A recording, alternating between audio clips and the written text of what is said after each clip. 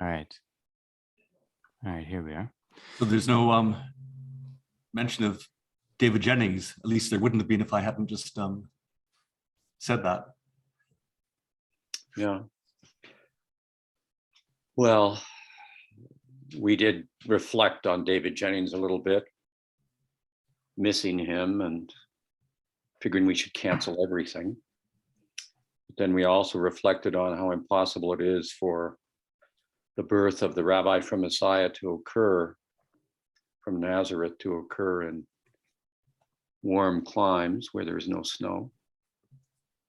And then there was also a reflection, this is for your benefit, David Jennings, when you listen to this, a reflection on how sad it is that the few people in the world like you who are incapable of sin, alas, alas, don't get any grace.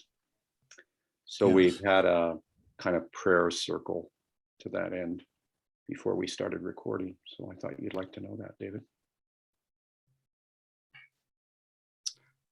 Amen. Thank you. This is Seminar 9, the beginning of Seminar 9. We are on the third century on love in this book, the Philokalia. Oh, I wanted to mention too, I hope everyone's availed themselves of this. There's a great glossary at the back of the Philokalia, each volume of the Philokalia. It's the same in each volume, but it's a great glossary.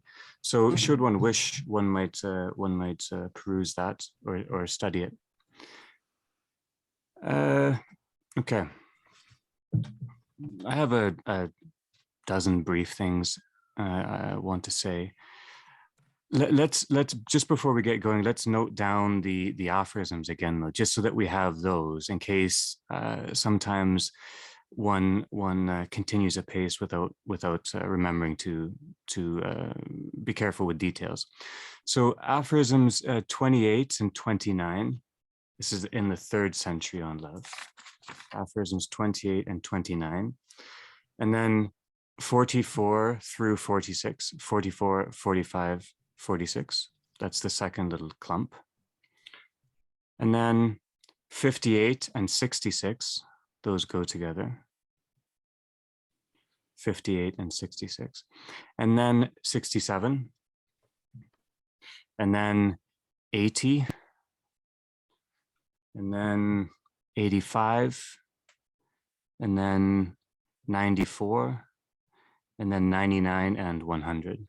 And that's where we'll break into conversation at 100. So 28 to 29 is the first. The second is 44, 45, and 46. The third is 58 and 66. And then next is 67. And then next is 80. And then 85. And then 94. And then 99. And then 100. Now in these 100 aphorisms, Maximus gives us quite a lot. So we may have to really dwell with some of these ideas. I was amazed when I was trying to work through them. The theme is the varied forms and elements of drawing near to God. The varied forms and elements, what's involved in drawing near to God without either identifying God or identifying with God, but drawing near. And the question which I want to return to at the end somehow, or maybe we'll see, is how do presence, the term presence as we've understood it, how do presence and the phrase for the sake of belong together? For the sake of is in this in this set of readings. So how do presence and for the sake of belong together? Now, we've distinguished in the past between the essence and the energy of God, as energies of God, rather. And I hope to return to this later in discussion and led by others than me. But within the energy, just to reiterate, within the energies of God, which is what we're speaking about here, we have the aesthetic realm, right? That's the realm of conceptual images, what Maximus calls conceptual images, and the noetic realm, which is the realm of apophatic utterances or the apophatic stance. The aesthetic and the noetic realms are registers within the energies of God. They're not a duality. They coalesce in presence. The aesthetic and the noetic coalesce in presence. That might be our first clue for the sake of question. I.e., they show forth their integrity in presence, how they belong together, and they become articulate in emphasis. Again, emphasis. Emphasis is not even to differentiate. It's to draw something forth for a purpose and then allow it to recede back into its seamless whole. So in coalescence, communion, and in emphasis, discernment. That's broadly the landscape in which we're working this evening, this afternoon, this day. The aesthetic realm of conceptual images and the noetic realm of the apophatic stance or apophatic saying. They coalesce in presence and they're emphasized rather than divided when articulated. All right, so now just to begin, let's go to 28 and 29. And I'm going to read through, comment a bit for each of these different aphorisms. Hopefully they hang together, but that's what we're here to find out. 28 and 29. All right. The ancient Greek philosophers, he doesn't often mention ancient Greek philosophers, but this is, he has in mind the metaphysics and the ethics and the ontology and so on of Aristotle and Plato constantly, and their followers. The ancient Greek philosophers say that the being of created things has coexisted with God from all eternity, and that God has only given it its qualities. That's the chaos that Milton gestures to, the formless, which is then formed by God. They say, the philosophers say, that this being itself has no opposites, and that opposition only lies only in the qualities. Being is one, qualities distinguish. But we, and then here's the distinction, we maintain that only the divine essence has no opposite, no counterpart, since it is eternal and infinite and bestows eternity on other things. Bestows eternity on other things. The being of created things, on the other hand, has non-being as its opposite. The being of created things, on the other hand, has non-being as its opposite. Whether or not it exists eternally depends on the power of him who alone exists in a substantive sense, the one and only, the only existing one. But since the gifts of God are irrevocable, the being of created things always is and always will be sustained by his, the Creator's, almighty power, even though it has, as we said, an opposite.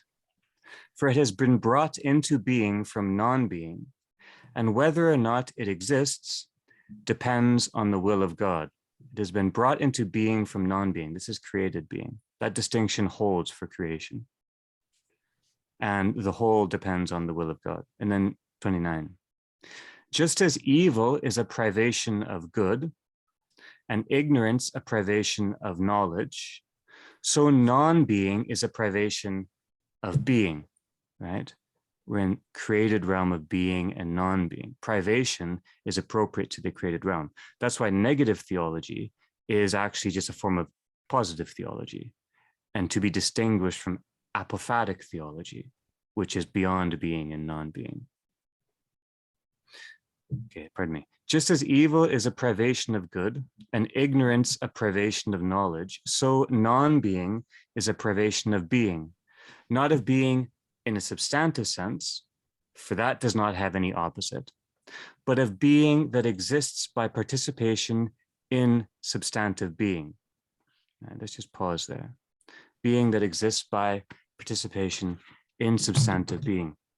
Now, in the first part of this passage, he's referring to what John Zizioulas calls the closed ontology, the closed ontology. This brings to mind, well, several things, but one of which is your repeated observation, Michael, that the logos is the new thing. It's what the ancients didn't know. the Christian logos, closed ontology. In this kind of image, God is more understood to be a kind of moving arche, like the point of the arche point, or the genesis of everything, right? For opposites occur only in being. Okay, so God is not moving against something. There's nothing for him to move against, but he is generating. This God is seen as personal, drawn near through participative, right, a participative struggle. Being and non-being on the created realm, but then he uses the language of being, again, substantive being, which has no opposite. So substantive being is distinguished from being and its counterpart, non-being. Right? Substantive being is distinguished from being and its counterpart, non-being. Okay, so hold that in mind for a second. In the realm of being and non-being, then that's the realm of aesthesis, the realm of conceptual images. They're appropriate to that realm, right? Conceptual images arise in the fantasia. They arise in the fantasia, the image-making faculty. They partake of the concrete world. They're of being, but gesture towards what is beyond form, beyond figure, right? Beyond form, beyond figure, but still within being. That's the epiphatic, right? The epiphatic is still within being. It's the noetic element. So conceptual images arise in the fantasia, the imagination, the image-making faculty, but they gesture, they indicate, they show, they point, I guess, towards what is beyond form, beyond figure, but still within being. So we have substantive being, being, non-being, conceptual images, and partake of the created world. So they're part of the being and non-being. They observe figures, they arise in the image-making faculty. They have concrete elements, but they gesture towards what is beyond form, beyond figure, the apophatic. They gestured beyond being. Now here's one question. If eschatology is the fullness of being, if eschatology is fullness of being, that's how David defined it a while ago. It's a common definition within our tradition. Not common enough, but common. If eschatology is fullness of being, does this take us beyond being? Right? Or is it just the fullness of being? Are we still within the created realm when we talk about eschatology, when we talk about fullness of being? Okay. Now, hold that in mind just for a minute, those distinctions between being and non-being, and the fullness of being and substantive being, and the appropriate human faculties. And then turn to 44, 45, and 46. This is where our idea of for the sake of comes in.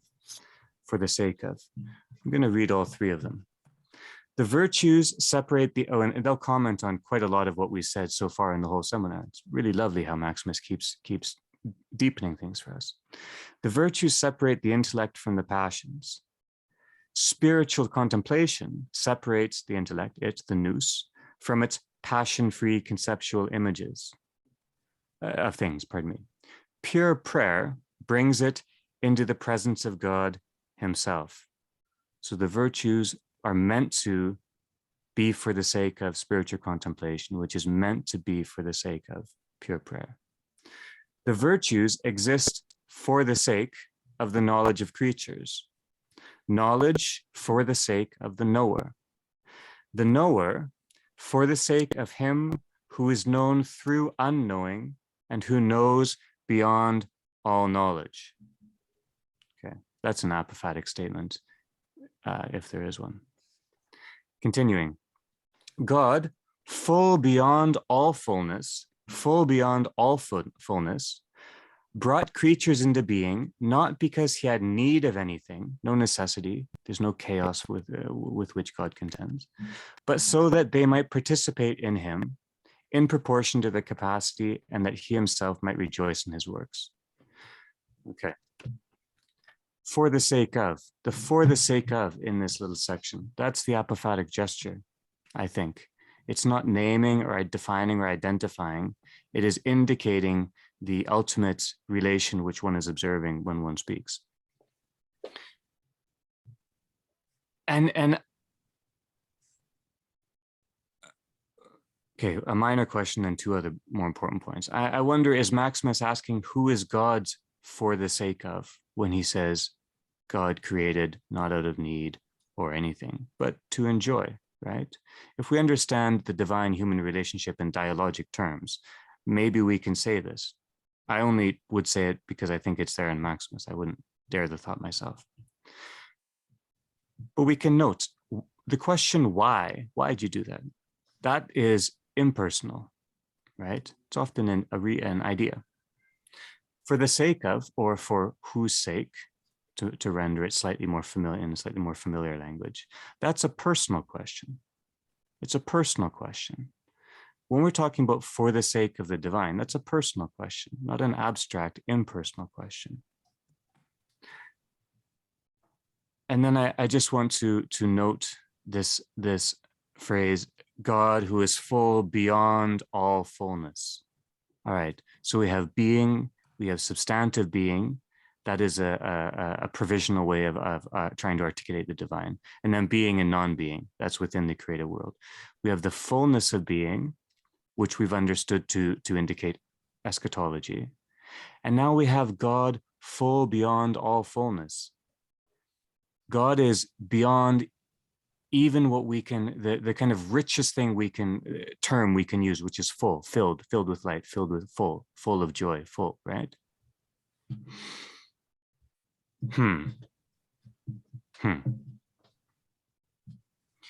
Okay.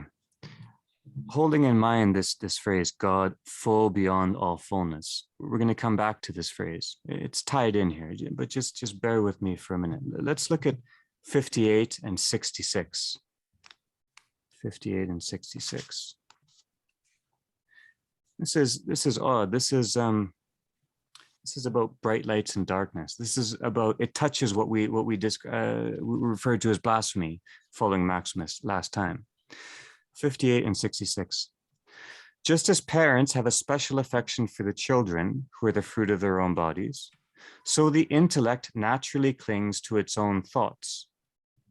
And just as to passionately fond parents, their own children seem the most capable and most beautiful of all, though they might be quite the most ridiculous in every way, so to a foolish intellect, its own thoughts appear the most intelligent of all, although they may be utterly degraded. Note that term, degraded, right? Not wrong, not misphrased, degraded. No. The wise man, Maximus offers another holy icon here, holy image, an image of goodness. The wise man does not regard his own thoughts in this way. It is precisely when he feels convinced that they are true and good that he most distrusts his own judgment. He makes other wise men the judges of his thoughts and arguments, lest he should run or may have run in vain, and from them receives assurance. Think of how beautiful it is to even have this seminar, to have, varying levels of wisdom. We can try to speak about what is moving us. And then 66, passion-free knowledge of divine things, right? That's what we've been going for the whole time. Does not persuade the intellect to scorn material things completely. It is like the passion-free thoughts of a sensible thing. It is therefore possible to find many people who have much knowledge and yet wallow in the passions, like of the flesh, like pigs in the mire. Through their diligence, they temporarily cleanse themselves and attain knowledge, but then they grow negligent. Okay, just to pause there. Archimandrite Sophrony in his books talks a lot about the blindness of one's own intellect, and it's an ancient theme. Blinded by brightness, yes. But I want to pause here and think a slightly different thought for a moment. All right. Blinded by, but we can be misled by brightness. Now, the phrase full beyond all fullness, the phrase full beyond all fullness is a mediated perception. That is not an immediate perception. That is a constructed, mediated perception. The brightest of seemingly bright lights, or the brightest of possible lights on the level of brightness, not phrase, is immediate perception. Immediate perception. And it's curious to me that we have a term, apophatic, which is a term which refers to use of language, right? To care around our use of language. We don't have a common term, apophantic, to have the same, fantasia, apophantic, to have the same kind of guard around our image discernment, let's say, right? Some of this is tried to be addressed in idiotic good. But staying with the distinction then between images or mediated perceptions, language, and immediate, what we could call vision or theoria, the participation with one's being. And let's look at 67. 67. Oh, pardon me, I'm under 1 century.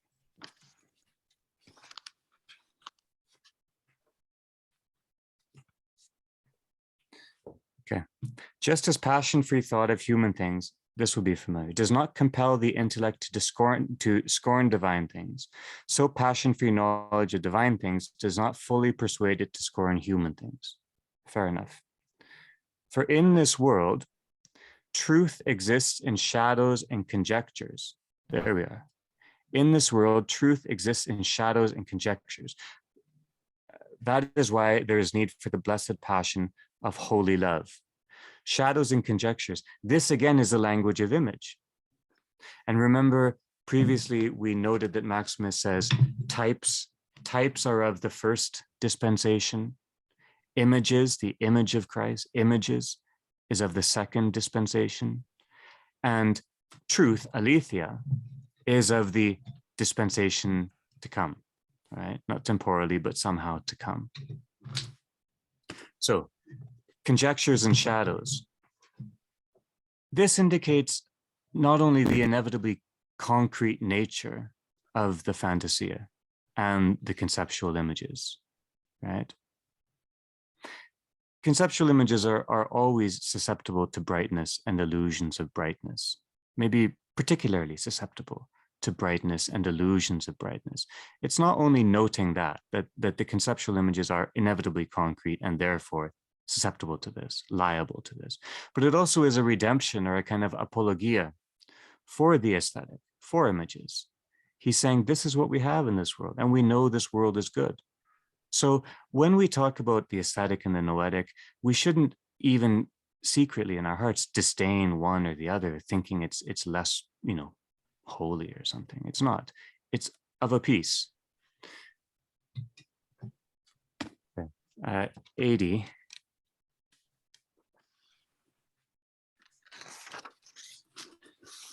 Here's the conscience. I want to make a comment mainly on this. Do not treat your conscience with contempt, for it always advises you to do what is best. It sets before you the will of God and angels. It frees you from the secret defilements of the heart. And when you depart this life, it grants you the gift of intimacy with God. Into intimacy with God, parisia, the kind of erotic, holy union, oneness. Ooh, I think we get to that more as we proceed in Maximus's work. I want to comment for a minute on the whole idea of conscience, which came up before. If we maintain that the conscience is that faculty within us which will not admit lies, not admit illusions, again, we're on the level of image. We're on the level of conceptual image, right?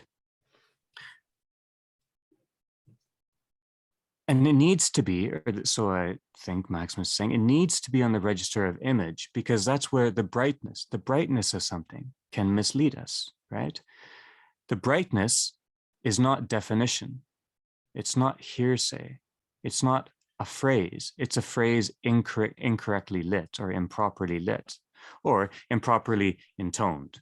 So in my mind, the brightness that attends an illusion is like the tonality that attends the word, right? The word is basically neutral, even definition. So basically, but the tonality imbues it with ethical intent and meaning.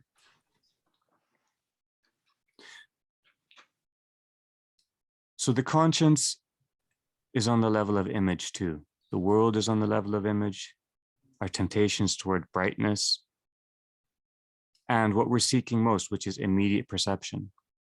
This is all of a piece. So that means it's not about definition. It's not about definition. And now look at 80, just at the bottom of it, or 85 rather, pardon me, just at the bottom of the same page. And think about these definitions, The achievements of the worldly man constitute the failings of the monk, and the achievements of the monk constitute the failings of the worldly man. For example, the achievements of the worldly man are wealth, fame, power, luxury, comfort, children, and what is consequent upon these things. But the monk is destroyed if he obtains any of them.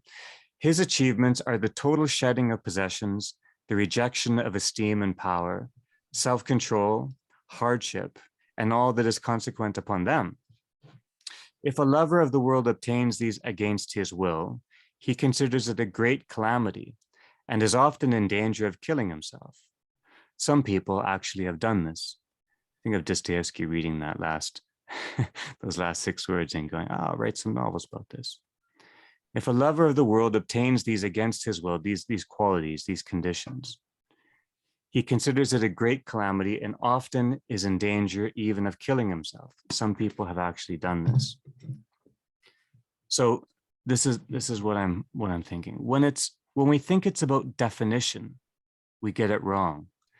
Defined by this sort of attribute. To be a worldly man means to have this and this and this and this.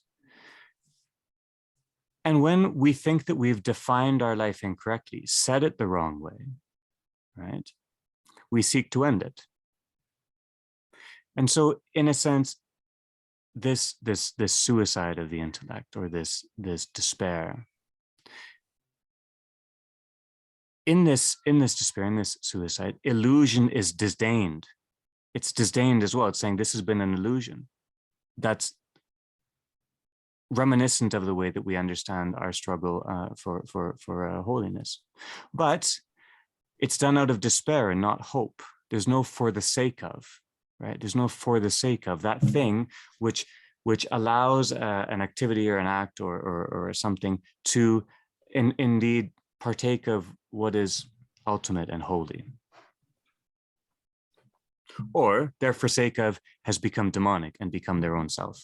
I mean, if it's for the sake of the divine and the image of God in man and woman, or if it is for the sake of me being divine and my own image in my own self. That's what Dostoevsky, other authors too, Dostoevsky gets this very well. And Maximus analyzes this prior to others. So if we're feeling bereft, we've mistaken that it's about brightness, not about definition. It's about how brightly we shine, not about how many right words we say in a row. We forget that there are various ways to the divine. So Maximus reminds us in 94. This is brief, right? I love his little. I love these little comments of his. When the intellect is pure, right? When the intellect has been struggled to cleanse itself, to clear itself, to attach itself intimately as far as possible to the divine. When the intellect is pure, sometimes God himself approaches and teaches it. And sometimes the angelic powers or the nature of the created things that it contemplates suggest holy things to it. All right? Sometimes this, sometimes that. There are manifold ways to the divine if we have the right for the sake of. Now, to be present to our own lives, not to be overwhelmed by the brightness we generate or we think we see, and to try to understand, comprehend, and embody this idea of appropriate for the sake of, with that presence in an appropriate sense of for the sake of. Our ways to draw near to the divine, or better, to be drawn near to the divine, are omnipresent and blessed. Right? One of our prayers begins, it's one of my favorites, but I fear trying to quote the whole thing for mangling its poetry. But it begins with, "Thou who art everywhere present and fillest all things, in heaven and on earth," and so on and so forth. Right? The intellect which truly seeks to draw near to God and for the sake of God, through presence, through the environment in which they find themselves, is blessed. But a little bit more on that kind of intellect, right? That kind of intellect. Look at 99. We're just wrapping it up now. At 99. A perfect intellect, okay, fold in everything we just said there. A perfect intellect, that means an intellect integral with its telos, with its highest movements. It is an intellect which has achieved and indeed is dwelling at the heights possible. A perfect intellect is one which by true faith and in a manner beyond, and in a manner beyond all unknowing, supremely knows the supremely unknowable. That's an apophatic statement.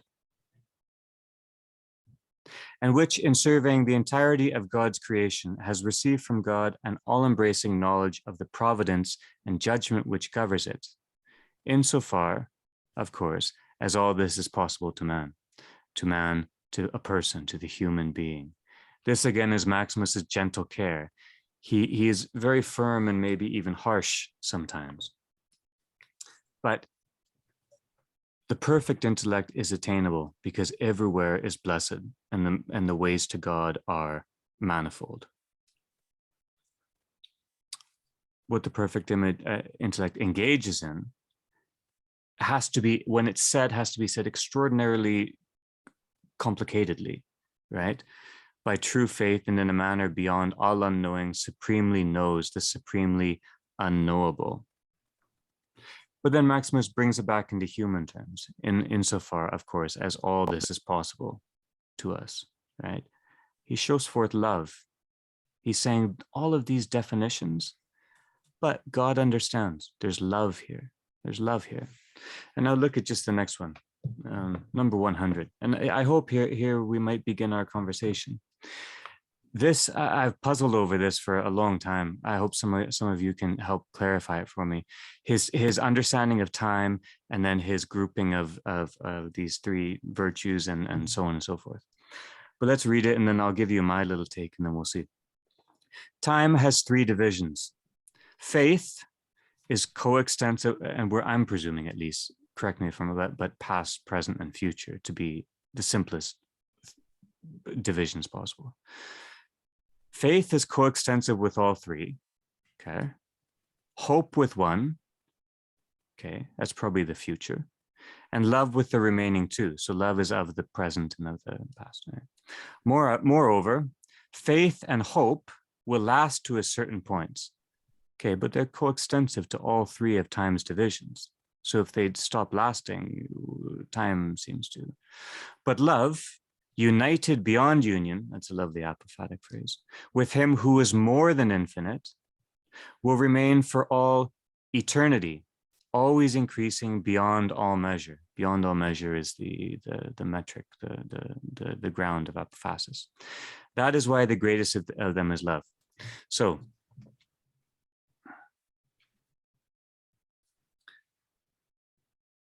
time has three divisions: faith, coextensive with all three, hope with one, love with the remaining two. So hope and love do not overlap here for some reason, perhaps. Faith and hope last to a certain point, but love endures. And just when we think we're out of time, he brings us back into will remain for all eternity, always increasing, ever moving repose, increasing, drawing nearer, right? Beyond all measure.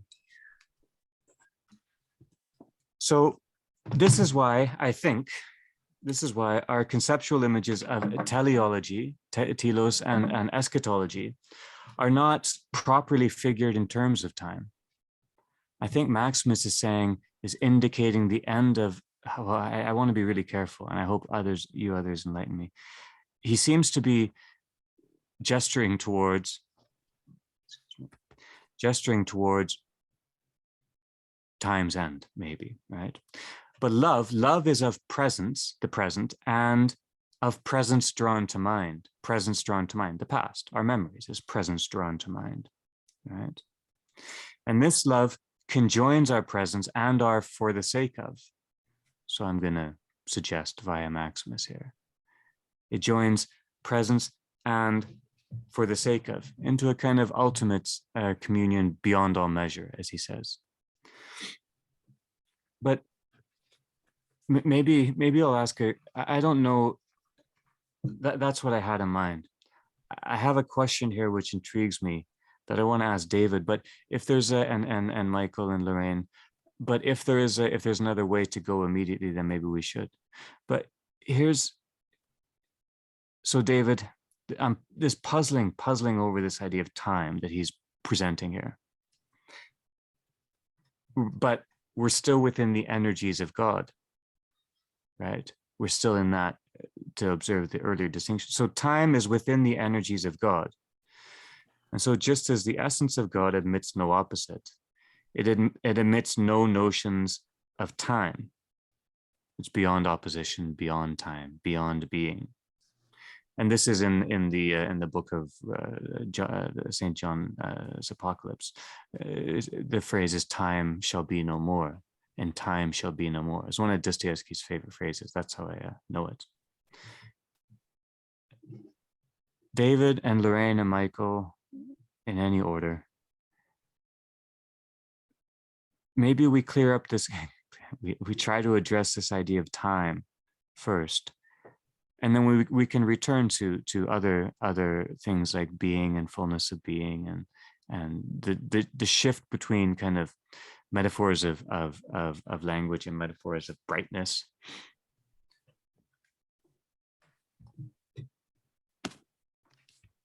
But just this question of time first.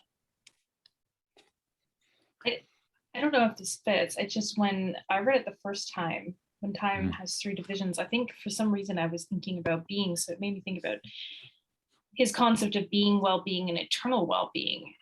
And so I was just wondering, like, if there's some sort of link there, because all three require faith in some ways, but also require, like, two of them require love, and is the hope for eternal well-being. I have no idea if that fits. It's just because I was thinking about being, when it said three, I instantly jumped to his discussion of being as being in three.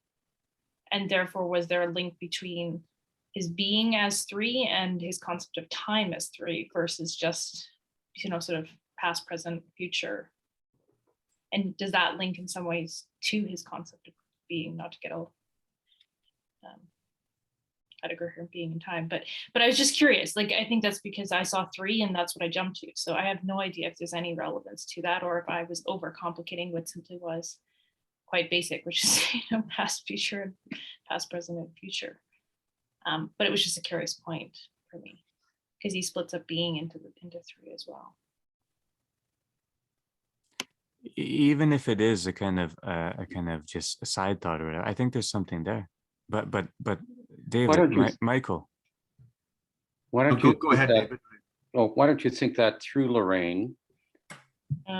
Being, well-being, eternal well-being, in light of what he's saying here. Tell us how faith in all three, how hope with one, love with the remaining two. When you begin to layer that into that, what do you hear?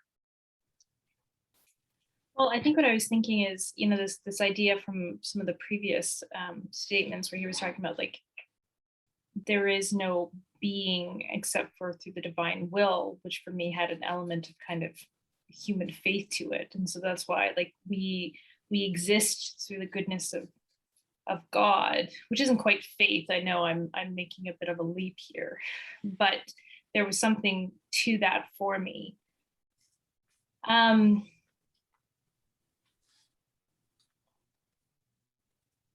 And I think because Maximus is so like he's so loving of the creatureliness of us. So I thought, is it love? I mean, I'm not quite sure the ordering, and this is where I have question marks on my notes. But there seems to be this love for creatureliness. So that's how I put love with being, well-being with love, and then obviously the hope is eternal well-being, because it doesn't seem like Maximus is saying, like, I think what strikes me about Maximus is that he doesn't sort of there isn't like this hierarchy, like there is a hierarchy, but there isn't this hierarchy of being. And so, I mean, we have a hope for eternal well-being, but I don't know if Maximus would say if we don't reach that, like, is there still glory and goodness and being and specifically once we get to well-being? Or I don't know if they flip the other way around, that is it love with well-being and eternal well-being? Because that's really where we get this union, this fullness. And that we start in our hopefulness, which is our createdness in our being. And then we it's through love that we move to well-being. And then ultimately through the fullness to eternal well-being. So those were my very half-baked thoughts with quite a few question marks. I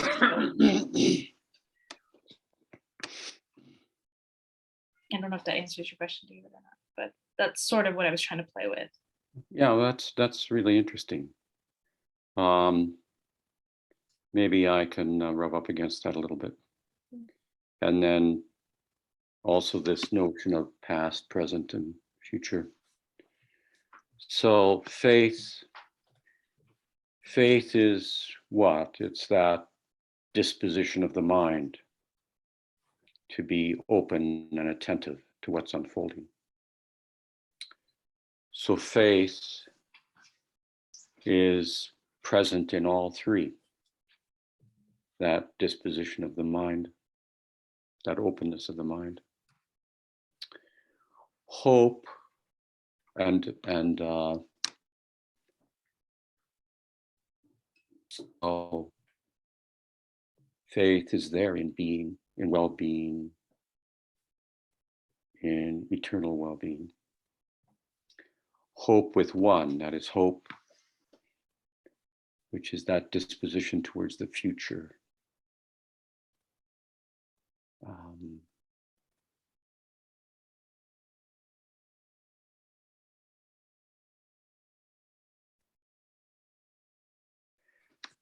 Disposition towards what is unfolding in all of its mystery.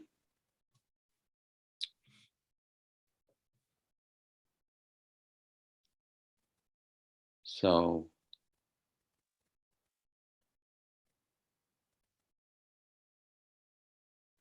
well-being,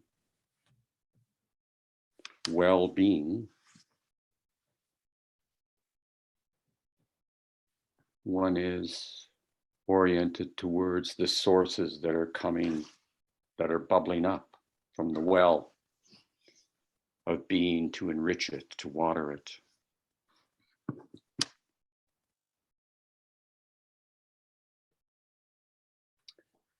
And then faith and hope will last to a certain point. That's sure interesting, huh?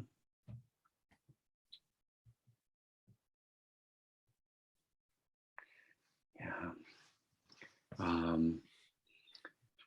Whether it is the past and our regard for it, or the present and our regard for it, or whether it is being or well-being, they're there.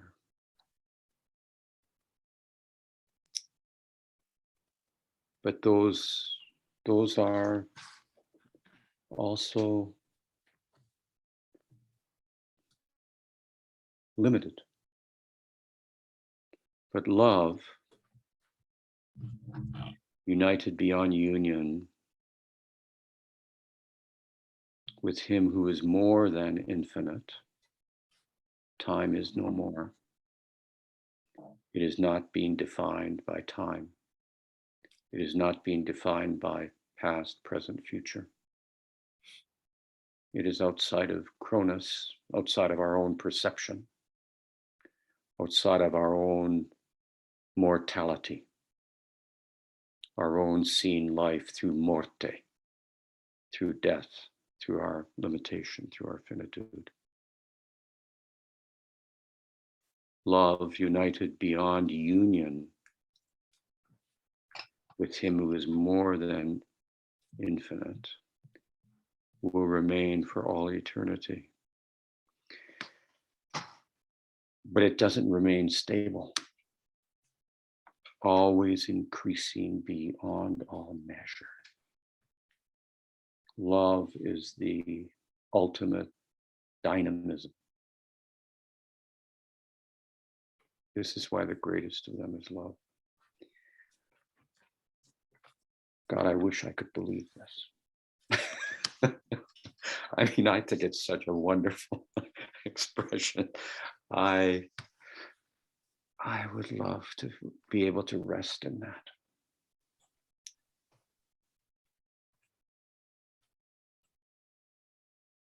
In any case, it seems to me that this is speaking both to your sense of being, well-being, and eternal well-being, and also to past, present, and future,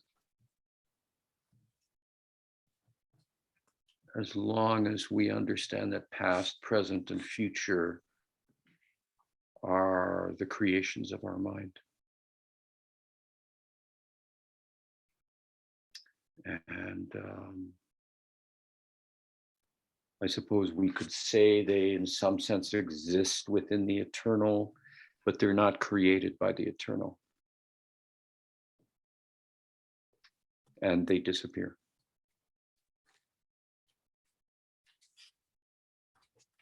The eternal does not know of past, present, and future. What do you think? I don't know. I'm just casting about here.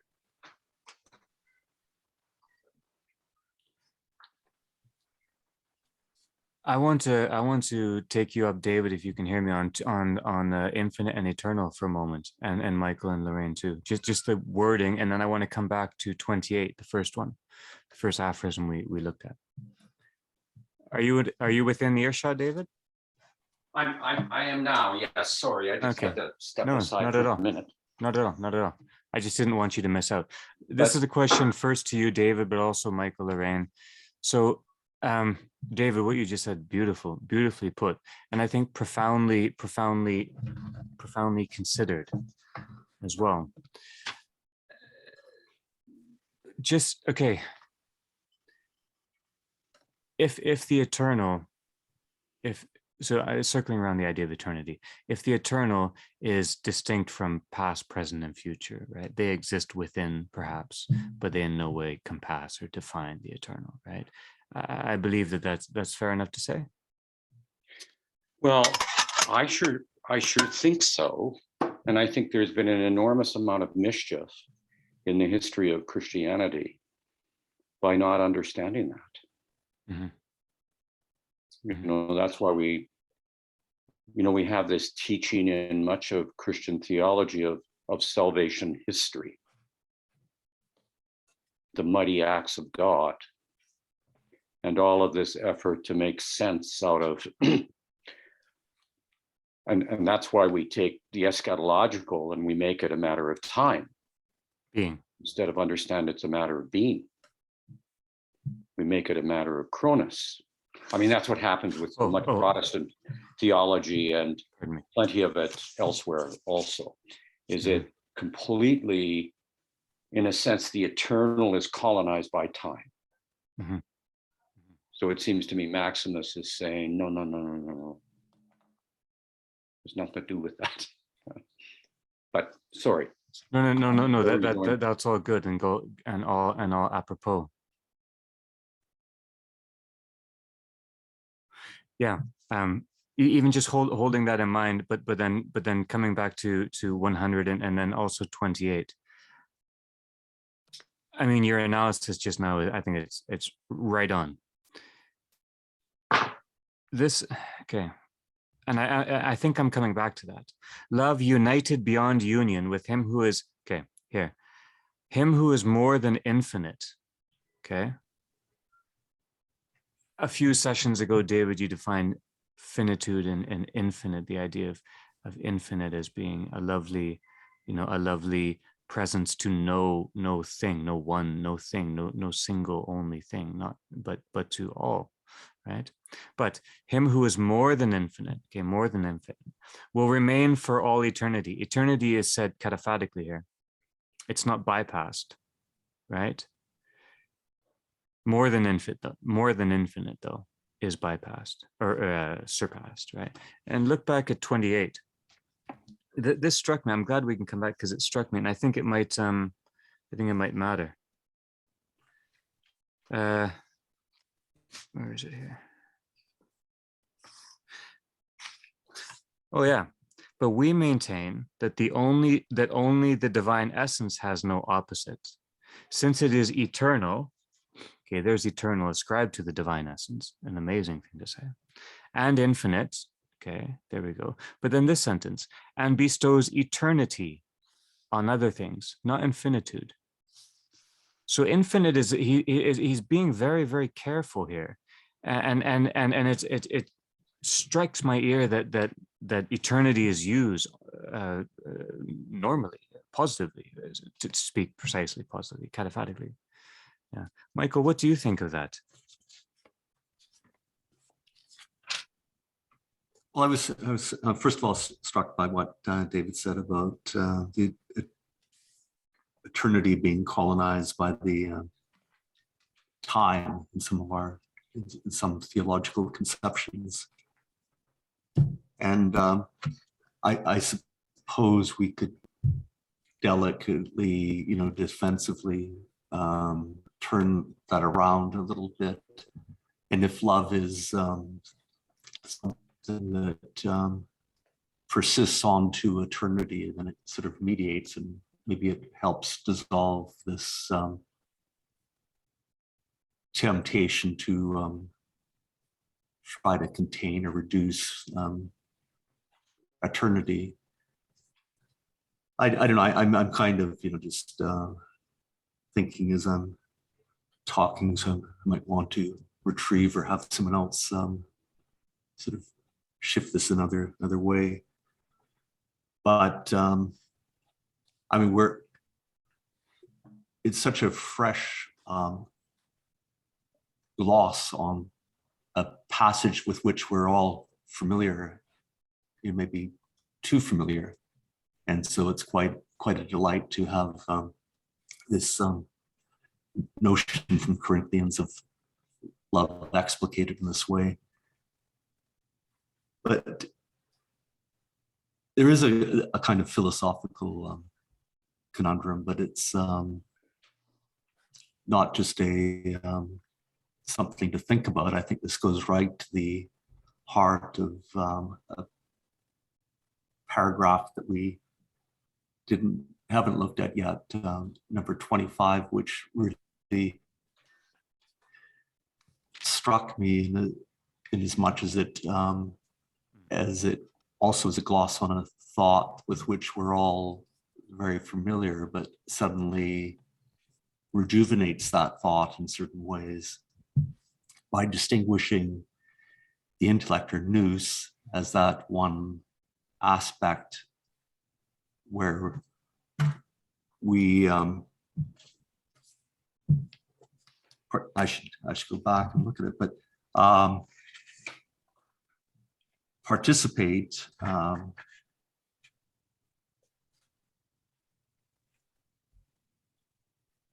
with God in this special way, precisely because we are made in his image. And then this is what's gloss, what it means to be made in the image. And there's reference, okay, of the four aspects, eternal being, goodness, being, eternal being, goodness, and wisdom. Of the four, he granted the first two, being an eternal being, which we're struggling with, to their essence, and the second two, goodness and wisdom, to their, I know I'm obsessive about this, Andrew, their volitive faculty or volitional faculty, this, so that what he is in his essence, the creature may become by participation. So this participation, owing to this, to nous, which has sometimes, sometimes is, sort of roughly acquainted with our volitional or volitive faculty, as it's translated here.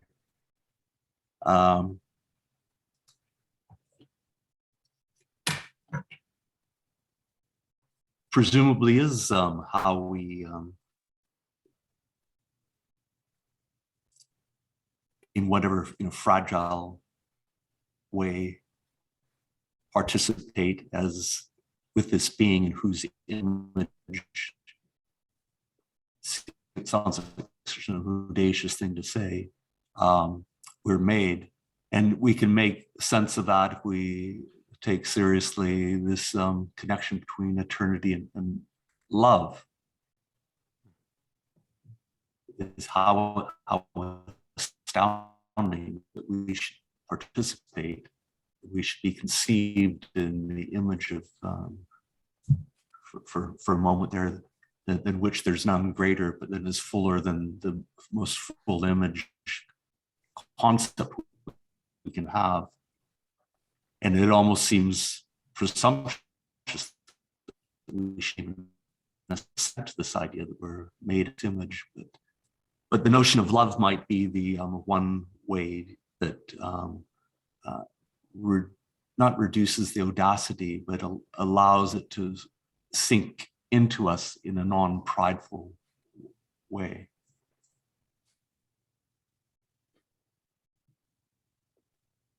Sorry, I strayed a little bit away from just thinking about the eternal, because that's.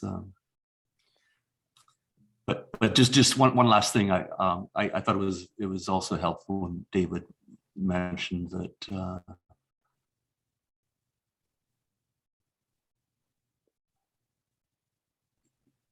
I don't want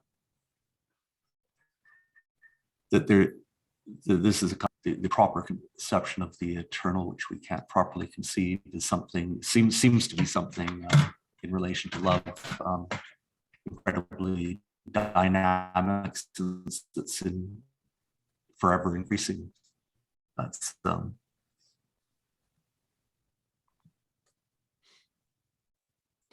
Can I say something quickly and then put it back on you, David and Lorraine? Michael, I think this is exactly apropos what you bring. I think it's brilliantly intertwined, and so throwing it back to you, but then also to Lorraine and David. These attributes are being, eternal being, goodness, and wisdom, right? Of the four, he granted the first two, being and eternal being, to their essence. Now, this is odd to me.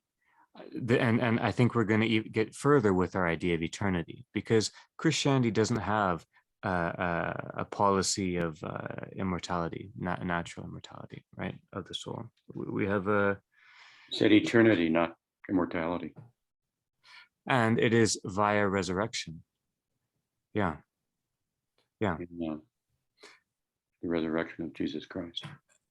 Being, eternal being, goodness and wisdom. Mm-hmm. I like that, David, what you say. So that then eternity is part of the nous already. Just to pause and follow you for a second, is part of the nous already. Okay, that helps. And then what does that do to our later queries about eternity and how that fits with, right? And then goodness and wisdom, being an eternal being to their essence. Is the essence the intellect and the volative factory of the intelligence? That's what I figured on. But Michael, I want to ask you, push a little bit. Does this mean that, you know, it said in the image and likeness, right? So yeah, he says it in the later, the images of the essence, it cannot be marred. The likeness, the intelligence, our volative, our free will, our choices, that is part of the likeness, right? Maybe that's the way of putting it. Goodness and wisdom draw us into likeness. Being an eternal being are of the image.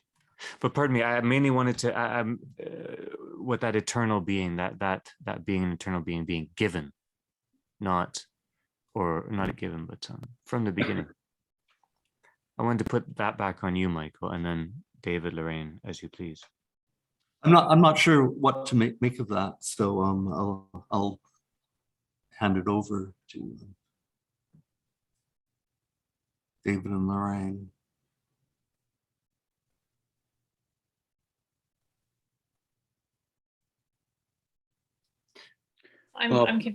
Sorry, Dave. No, please, Lorraine. No, I was just gonna say I second that, because I read this and I had a question mark, because it, up to this point, it felt like, is eternal being, well-being, eternal. So it's interesting that he doesn't write eternal well-being. Like, is there, like, what is that? And the well-being would seem to be the goodness and the wisdom, no? Yeah. Pardon me. Go on. Oh no, I just, like, that was more of a question to David, is when he's talking about eternal being, is there four different? Is it being, well-being, eternal well-being, or is something getting caught up? Like, that's a question. And then if you're right, then he might be seen as incoherent. yes. And he might be on this kind of fine tooth level. I wonder if we can try to be a little bit charitable, though, not saying you're not, but just if we take these as being kind of provisional, like he wasn't necessarily trying to construct a systematic terminology, although we're treating him often as if and I think it has a deep integrity, his language and his imagery and I think there's a deep integrity there. But if we forget integrity doesn't mean, sameness throughout, say, maybe here he didn't want to observe the tripartite distinction because it was, it would overly complicate what he was trying to do here, just here in this moment, right? This part of what he's talking about. Do you think that flies, or do you think he is just shifted focus?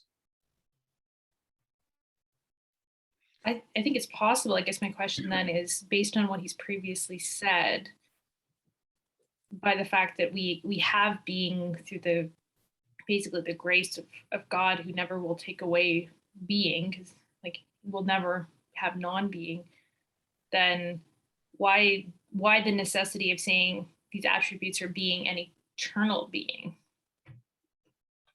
Unless I've missed something completely obvious. I'm with you. That's the only way I know how, either your way or the way David, what do you think? I think he's using eternal well-being here is not the same as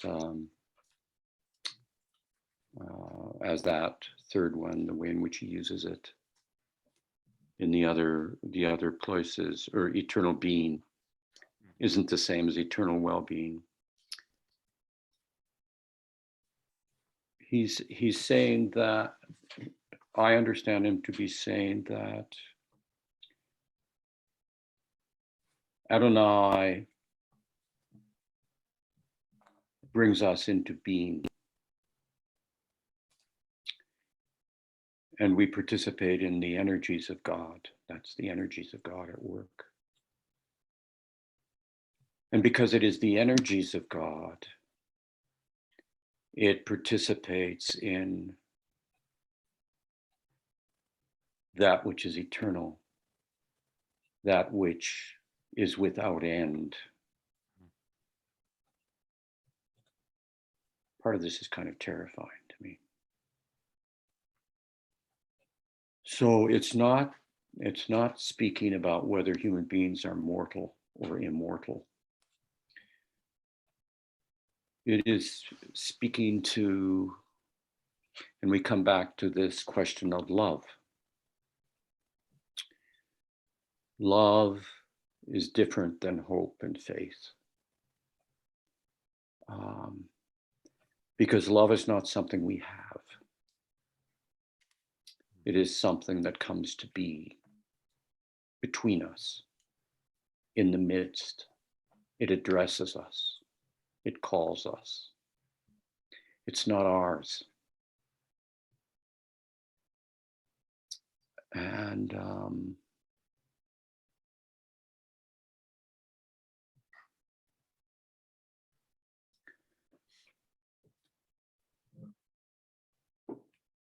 the degree to which we respond to that is the participation in the eternal. And it has no end. So in a sense, it's the other side of the shadow of this, which is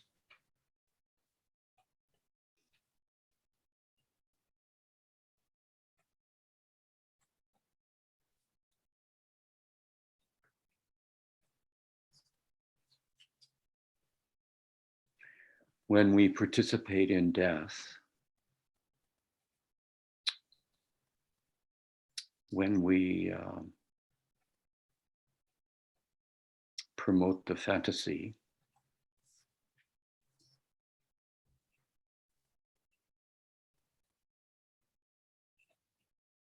we lose ourselves, we lose the world, we lose God. It's that existential trinity. We step outside of all of them at the same time into the shadow of death. So the other side of that is the response to the gift of love, to the way in which love arises and addresses us and speaks our name, and we say yes. And that doesn't have to do with mortality, it has to do with the world without end. It has to do with that which is unfolding in the great communion of saints. Does that? Yes, David, that's the Theotokos is yes. Yeah. Mm-hmm. Right? Yeah. That's the Theotokos is yes. And I hope you don't mind me saying this. You gave me two images a while ago. You said that all of life is spent, is undergone at the in front of the holy gates, right in front of the altar, right? And you also said that when we commemorate the Theotokos in the liturgy, calling to remembrance, and you said that gesture from her yes across the gates to the image of Christ on the other side, including the altar and its mysteries, that gesture indicates the kingdom of heaven. And I think that those two thoughts of yours, whatever, weeks ago, I think that is part of what you're saying too. I think it's really, really beautifully put. And especially that to the degree to which one responds, that's finely put, because that does mean it is increased beyond measure. That does mean that it, and we don't control it. No. It's not about that. Yeah. It's about participation, as you so beautifully put too, right? The degree to which one participates. That's theoria. That's the real way of understanding the term theoria, what we call thinking, participation. It's a kind of full perceptual recognition and attentiveness to. But that participation, yeah, which is beyond us, beyond, apophatically beyond. Because the person is always apophatic. Yeah, because the person isn't something, but is an unfolding.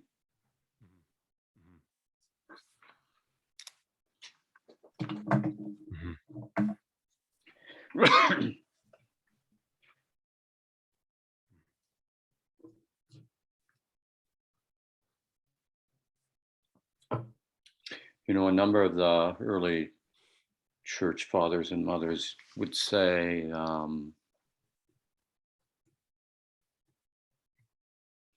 that even if the fall had not occurred, human beings would still be mortal. That is, they'd still be creatures.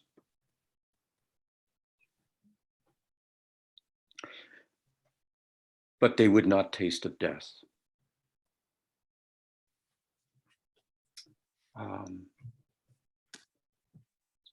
Which is their way, I think, of saying that. And it seems to me this is at the heart of the Christian revelation, which is you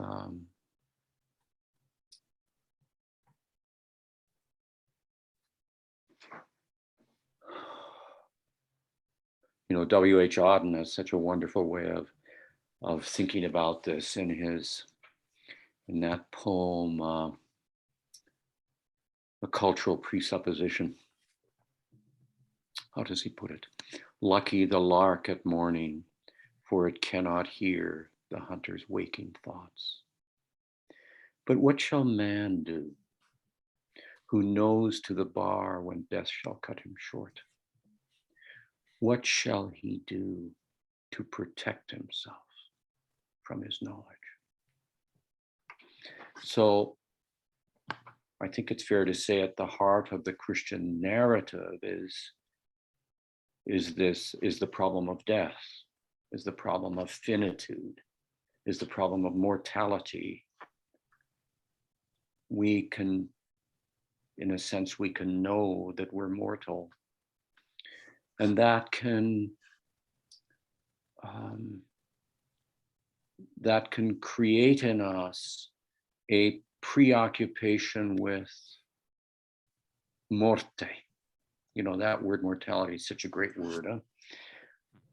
I remember when I first went to Orthodox liturgies, it was during Great Lent, and the chant, you know, after they take Christ down from the cross and process with the icon of the dead God around the church, around the four cardinal directions of the universe.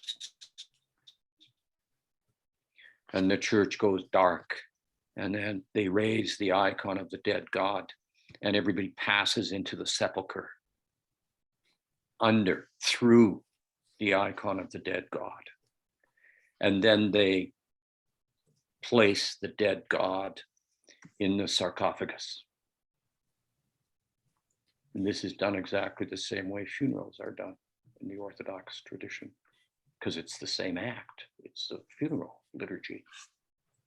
And then they gather around and they chant, morte, morte, morte. Death, death, death. So, you know, how can one come? Can one come? Is there a way of passing through death, in the sense of not seeing your life as defined by your end? I mean, I think that's why in the great liturgies of the church, we're baptized into Christ's death. And the baptismal font is both womb and tomb and the place of resurrection. being born a second time, being born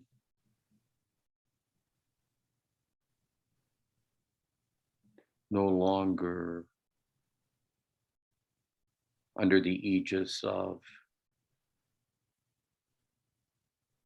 morte, of death. So to say, as the fathers and mothers did, that even if the fall hadn't occurred, we would still be creatures. We are not God. But we would not taste of death. That is, we would not taste of spiritual alienation, of estrangement from the whole order of things, estrangement from the lover of the world, estrangement from the divine energies.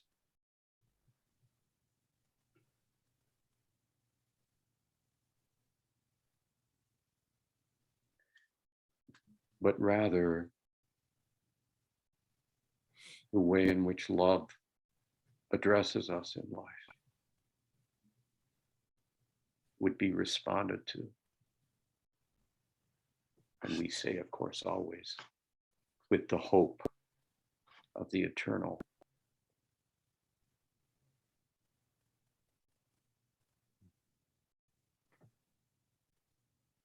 The resurrection is always the response of love, and it is never the escape of death. Or even more precisely, it is never the stepping aside of mortality or finitude. It is out of the heart of that, speaking into that, calling forth from it, so that the temporal is not the only game in town.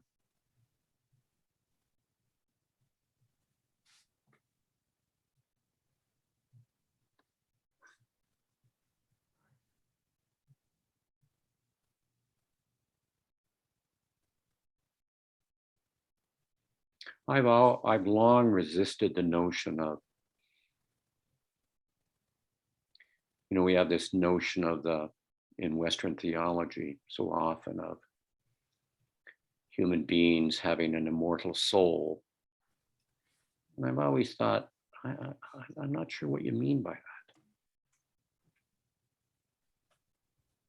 Because we don't say in the creed, I believe in the resurrection of the soul. That's a Gnostic idea. We do say, I believe in the resurrection of the body. And the body, of course, is the body of Christ. That is the incarnation. That the incarnation conquers death. That love conquers death.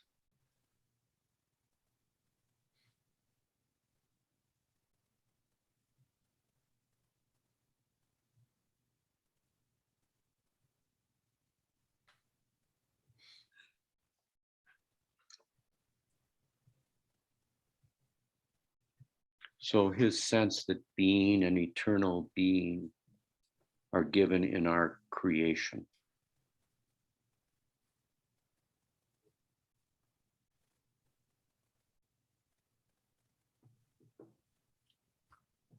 I don't think is speaking about immortality. It's speaking about the fact that our being is such that we can respond to the being of someone who's wholly other. And that communion is eternal.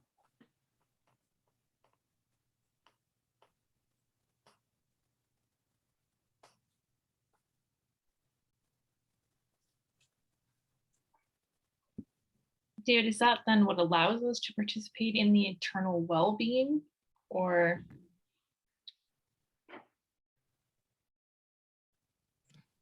like how is his under, like I'm following you, but I guess I'm still sort of stuck or lost on is that what he means when he says eternal well-being? that the eternal is referring to that participation in the divine love. And the greatest of these is love. Mhm. No, I think the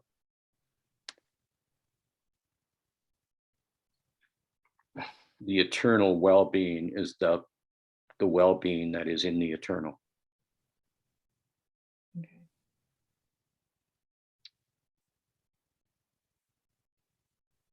It's distinct from our eternal being Okay. as something that we're created with. So in a sense, the eternal well-being is the great cloud of witnesses, is the gathered saints. I mean, that's the image of it.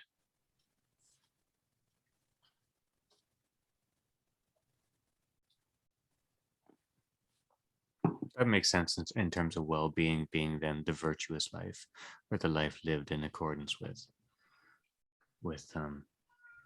holy struggle. We're talking about death. I wonder if we turn back to 85. I brought this up earlier. This is such a vivid passage for me, and I mean, it culminates in the stark image of the exact opposite of what you're talking about, David, of love overcoming, drawing the soul out of enthrallment to death, resurrection. This is the opposite.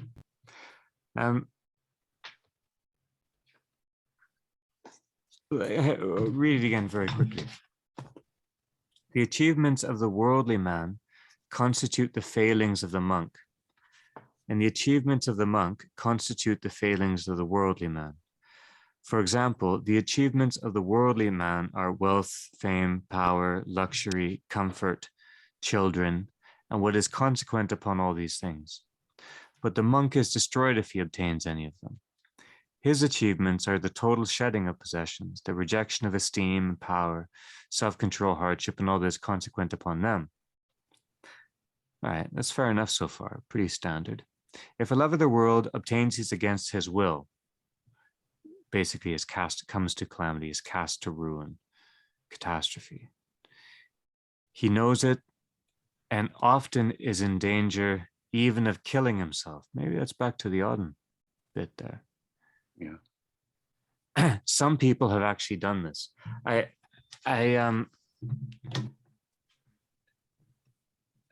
Maximus, I don't know if he ever is so bald about self-destruction in such an abstract way. Otherwise, it would surprise me, but it doesn't really matter. This is an unusual tone for him to strike, I think.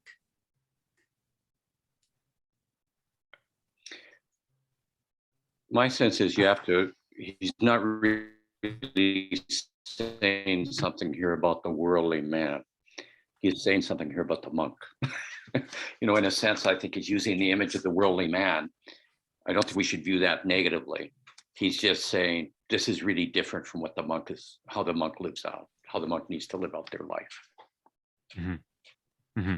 I hear you. And I think that's the emphasis too, because everywhere he talks about the non-essential distinction between monasticism and lay life in terms of the spiritual life. But if we can turn it a tiny bit slightly to the left or right, it seems to me that this is what happens when an illusion has so taken a hold of someone that I need to be this, that if they find themselves not fulfilling their own illusion, suicide. That's the move I want to ask you about, David. That, I mean, that's self-undoing because one does not live up to one's illusion. Is that just a graduated example of what we all do when we castigate ourselves or feel down for a reason that we think, I didn't actually, that was my ego or something? Is that just that to a greater degree? Or is that something different that's going on there? Well, I hear the echo of Job in it, you know, in that extraordinary moment in Job when his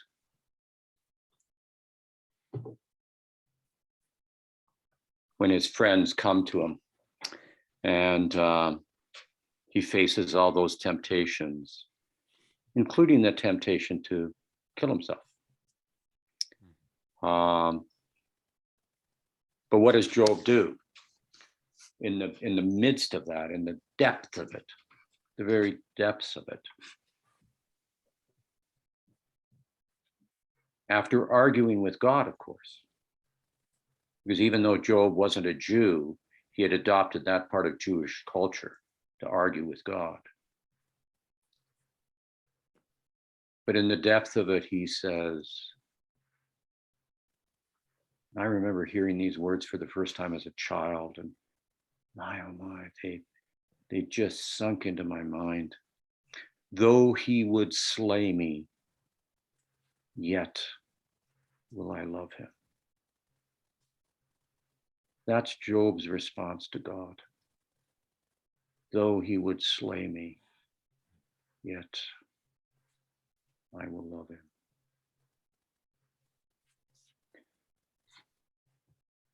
So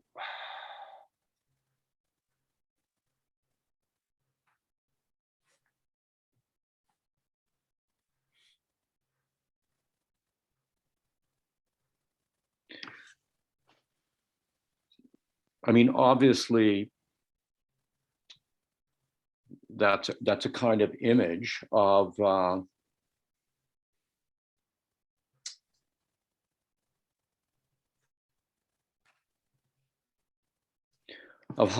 the world's attachments and its gifts and its wonders and its graces, how one is no longer attached to them. One has Job in that moment is in the presence of something that's much deeper than that.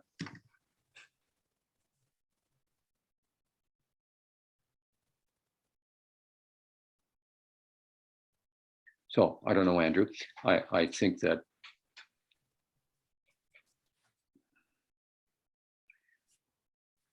I've only known one monk who killed himself, and he was schizophrenic and suffered from voices, terrible voices. But it wouldn't surprise me if there was not monks that Maximus knew who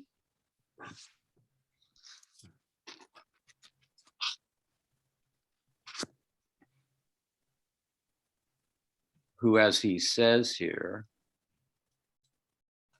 but the monk is destroyed if he obtains any of these. But I suspect maybe there is somewhere in Maximus's work, but I can't identify it off the top, that you could have a set of things, a set of spiritual virtues that are laid out here that parallel the worldly man. And there would be monks that work to attain those and that fall into despair and kill themselves because they don't.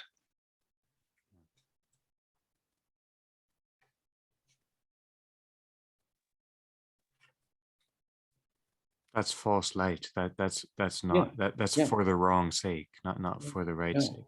I like that a lot, David. And when you were just talking about even having qualities in here and then ascribing them to different figures and then comparing them, I was thinking, so what is it? Wealth, fame, power, luxury, comfort, children, and what is consequent upon all these things.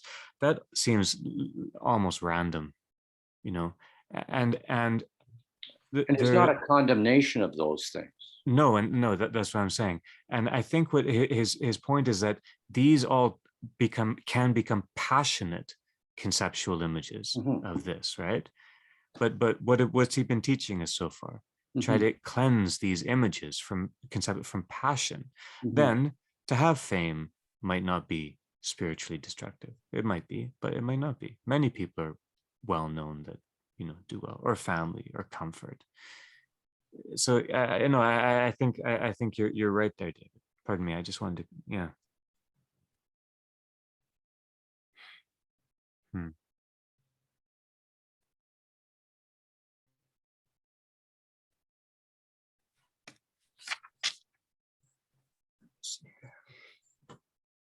I really like that, Andrew, that idea of that it's neither, you know, it's not a, what it would be a very traditional Western reading of it, which would be that the monk is above the sort of poor lay person who's just, you know, can't help themselves. Because I think for me, there's this list for the monk, I also have seen to be incredibly disordered, or have the potential to be disordered in people who struggle. You know, I think about things like eating disorders, right? And Anorexia. It's a anorexia. grand example. You know, and you know, I don't want to over spiritualize what we do to believe to be a profoundly genetic and biological disease, but this obsessiveness over, you know, what they would deem to be self-control. You know, there's many examples that I can see, or I have seen many clients I can see in this list. And so what I like about that sort of flip is that any of these caught in the conceptual image then puts us in danger of despair. Yeah. And I think that's the deeper point, or that just deepens what we said. Yeah, I think that's beautiful. It's our relation to the thing. It's how we. It's not the thing itself. It's use and misuse in a way. That's great. Paragraph or aphorism 68 seems also to be commenting quite poignantly on despair among monks who have successfully followed procedures of extirpating or subduing passions. And there's a and I think, you know, the idea that we were talking about a few weeks ago, Philokalia, sort of is alluded to here. And then there's a contrast, which is, I won't say it's flattering to philosophers, because I think Maximus has a sort of a truer definition of philosophy when he's talking about, in that passage that I was looking at earlier, about, you know, how our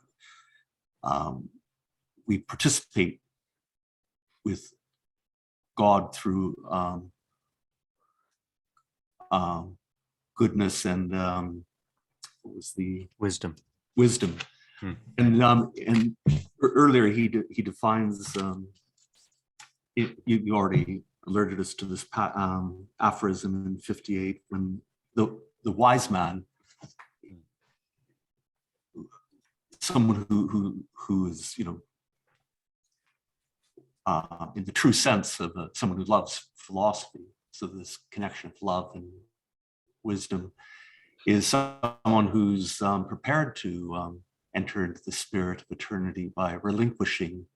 I don't know how difficult it is to relinquish deeply believed ideas and arguments. You know, there almost seems to be a hidden spring in us to when we believe something, not to you can't really easily disbelieve or relinquish what you've come to believe. And then we have this model of the wise man who can do that, and that seems to be the contrast with the because in this aphorism 69 it says it may be that the monk who's seems to be suffering from Philokalia, who's successfully purged certain passions, that he feels no passionate attraction either for human or for divine things. That's a sad place. This occurs in the case, and then here's the contrast, of those simply living the life of ascetic practice without yet having been granted spiritual knowledge, Yeah. which is partly, I mean, it's obviously a word like grant, it's grace, but it's, we're not automata. Yeah. It's grace that comes through a synergy through our volitional capacity, which isn't something that is, makes us self-sufficient. It's rather a way that we connect. It's I think, kind of aspect of love.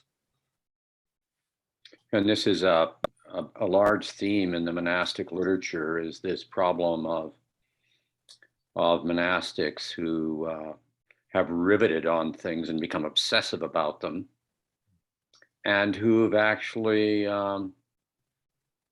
cut off their empathy, cut off their sympathy, cut off their feeling.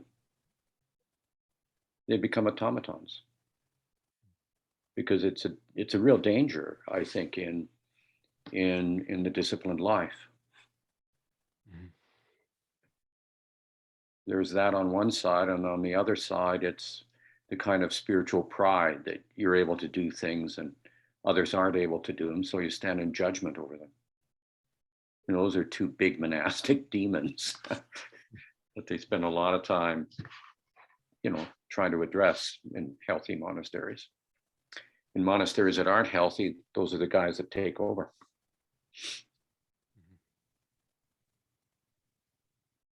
Or else they leave the monastery and become CEOs.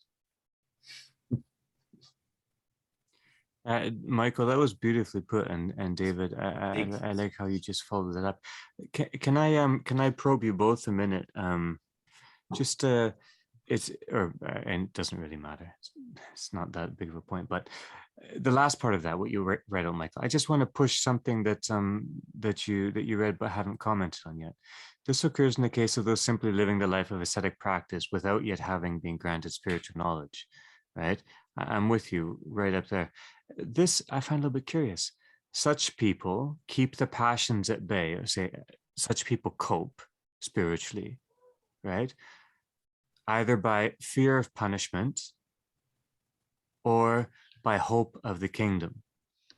That's Fear great. of punishment and hope of the kingdom are felt to be motivators only when there's no spiritual knowledge, when people are just going through these routines.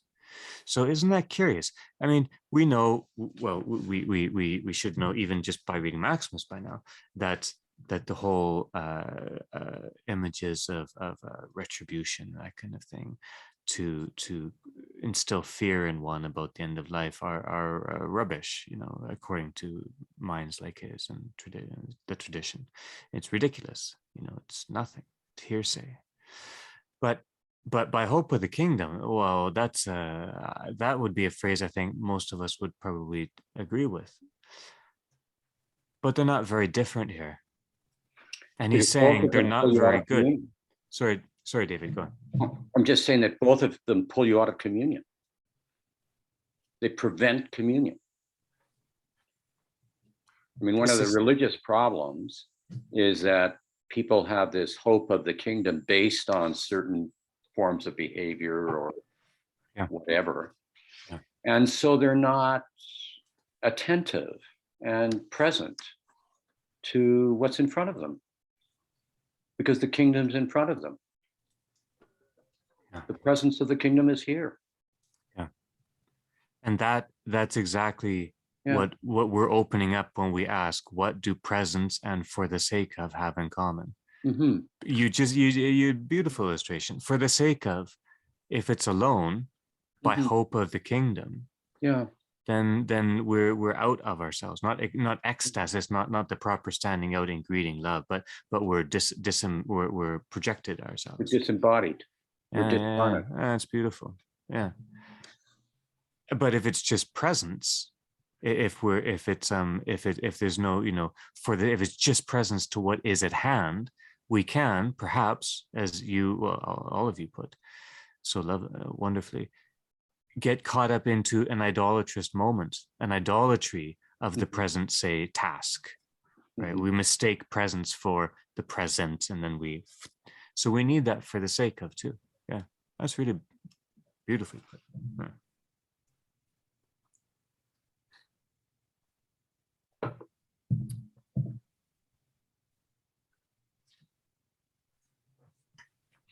Because in presence, there can be presumption.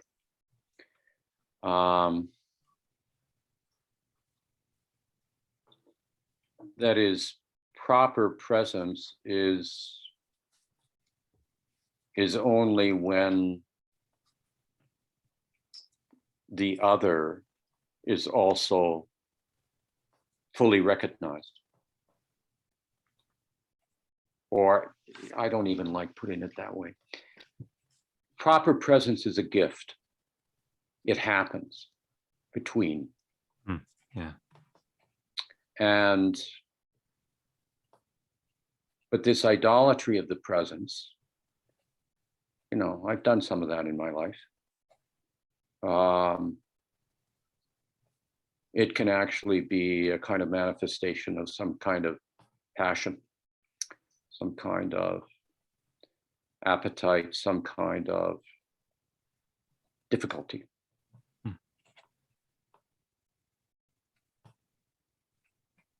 So the notion of for the sake of is, of course, the lovely way of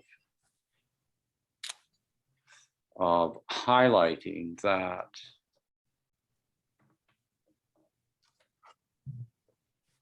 presence is only truly the presence of the kingdom when it is free of presumption, when it is the gift received, the communion received.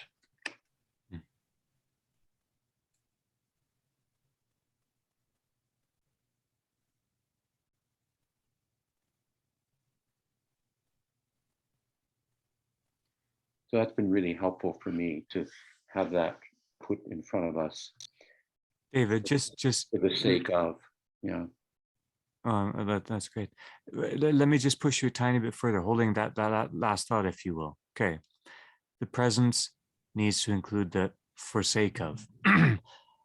You have sometimes distinguished between the presence of the kingdom and the fullness of the kingdom. Might one say, or might it be overstretching it? Might one say that as presence in that image implies fullness, the presence of the kingdom implies or is with, or I'm not exactly sure what the word is, gestures towards, remembers, draws near, the fullness of the kingdom. How those belong together, is that how presence and for the sake of belong together? Because they're really, really just intertwined, just like presence and fullness. The presence of the kingdom in that is heard or is known, the fullness of the king somehow is then presence as you're defining it here, without presumption, the gift of presence, right? And he said, as it happens between. Is that is heard in that, or is known in that, the for the sake of, that is the ultimate point of reference? Perhaps that was a little bit garbled, perhaps.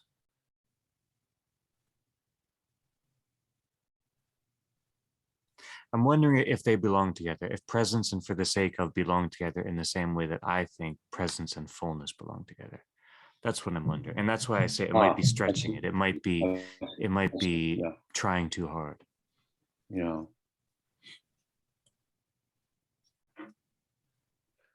Well, this notion of the presence of the kingdom and the fullness of the kingdom comes from the Jewish world and from the Hebrew Bible.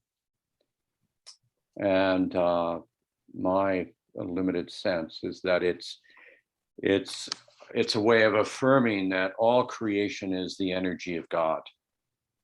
All creation is shot through with God's grace.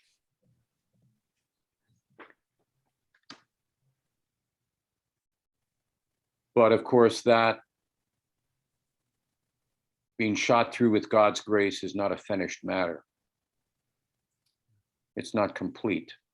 In a sense, it continues to unfold. It's dynamic. Life is an unfolding.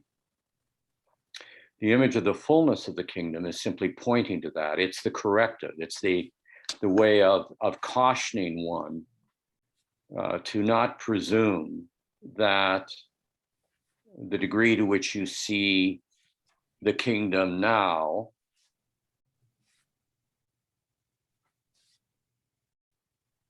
the Day of Atonement in the temple, for example, or moments of the joy that has filled one's life. It's a way of also holding open so that you don't get caught in simply replicating something that feels like the kingdom, because the kingdom isn't a feeling, it's an unfolding.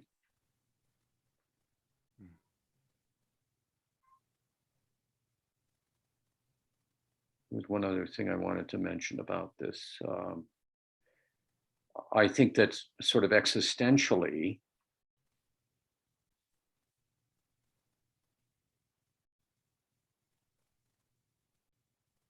it's possible to treasure presence, the feeling of presence, and for that to become a kind of romantic attachment, for it to be within oneself, a passion, in other words. Mm-hmm. For the sake of is the way of saying that presence is not something you feel. It is a gift. It's a divine gift. That is, it is the gift of communion. And in that sense, I'm not sure, I don't know enough about this stuff, but I think it has an element of surprise in it. And an element of enjoyment, the surprise of joy that meets us sometimes in life. And but for the sake of is I think twofold here. It is referring to the other, that attentiveness to the other.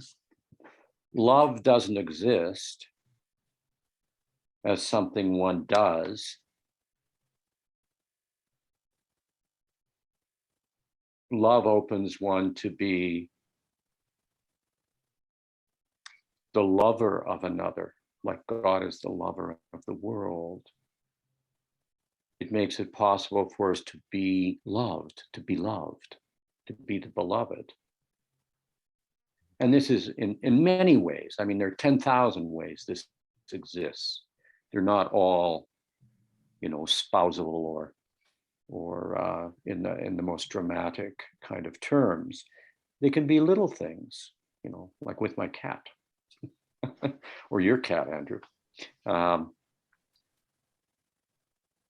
But those are, for the sake of, is speaking about communion. And all communion, of course, is part of the communion with God, is the gift from God. So it is both for the sake of the other and the sake of one's deepest being, but that only can exist if there is that stance of freedom, spiritual freedom, where your passions are not in control, and where one is able to receive the gift.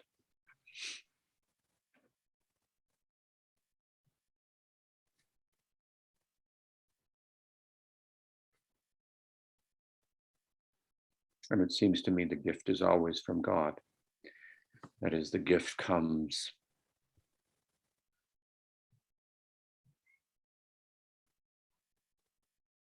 out of the blue.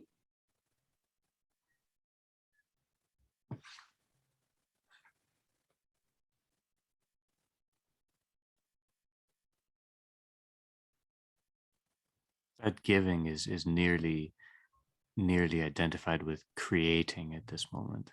This giving you're talking about is so deep and so a part of everything. It's it is the moment of recreation. Yeah. Yeah. It's Really the beautifully recreative put, David. moment. Really beautifully put. It's odd, isn't it, what's happened to the word recreation? Yeah. You know, we need to recover that word. It's such a beautiful word. Yeah. We need to free it from sweat. Not that there's anything wrong with sweat.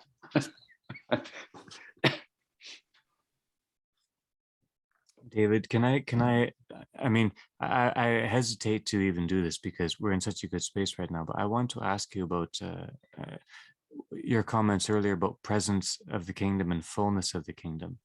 I mean, that really, how you put it now is opened it in new ways that I really appreciate. I'm grateful. I'm wondering, in the slightly more philosophical terminology of some of Maximus's writings, does this presence and fullness, is that akin to the energies and the essence of the divine? Or I don't think so. I think it's all about the energies. so the presence and fullness is all about the energies. I see. Well, because Okay. the fullness, Yeah. all we can participate, all we can witness of the fullness is in the present. And everything else is, you know, our ability to know that our portion of it is not all that is. It's a portion. And we are part of what is unfolding.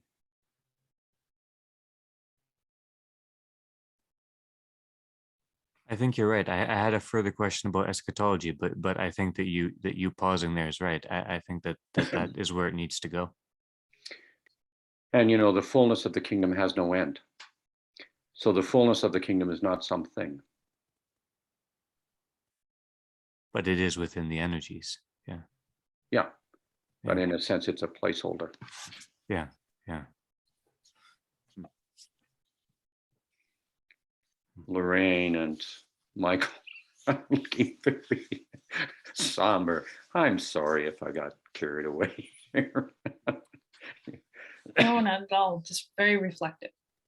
Less somber, more reflective.